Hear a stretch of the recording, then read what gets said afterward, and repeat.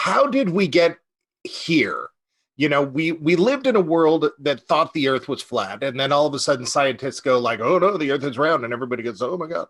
And then like how, thousands of years ago, we thought that. right. So how did we get back here, or did we even get back here? Was there always a belief in? Great question. Great question. All right, good. So the answer is we've been lied to about all of our history.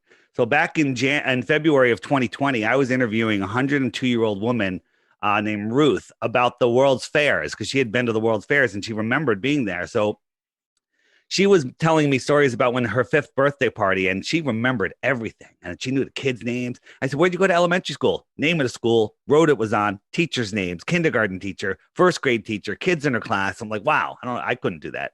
And then I said to her, I said, what did they teach you in science about the earth? That's all I said. I never mentioned anything. And she looked at me, she goes, they taught me the earth was flat, but then they changed it. This was in Connecticut in the 1920s. We also found a woman from Croatia who said in the 1930s, she was a little younger, in the 1930s, all of the schools in Croatia were teaching flat earth. So then we started looking, we're like, well, there's got to be some newspaper articles. So we started going through microfilm of old newspapers in the early 1900s, and we found it. We found articles about teachers being persecuted and threatened with jail for trying to teach heliocentrism in the public school system here in Europe, across the whole world. So the whole idea that we've known for 2,000 years is a lie. That lie comes from the story of Eratosthenes, right? Eratosthenes is the Greek mathematician that looked at the sun and said, well, these rays are coming in parallel, and he did his sticks and shadows experiment. You know what I'm talking about, right? Eratosthenes with the sticks and shadows. Well, the sticks and shadows experiment, he did this sticks and shadows experiment. To this very day, nobody's ever redone it, right? And I don't know why he thought the rays were coming in parallel whenever you see rays, this is what they look like. But he did this sticks and shadows experiment, and he did his calculation and said the earth must be curved, and it must be round, and this is how big it is. And they got it within 2%. Carl Sagan pushed that in the 1980s in the show Cosmos.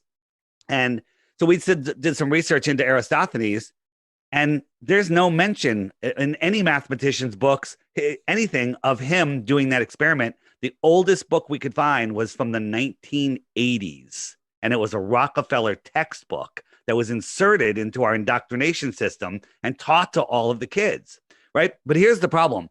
Even if he did the experiment, it doesn't matter, because on a flat earth, we have a small local sun. So this is a sun on a flat plane that's right above this stick, and there's no shadow.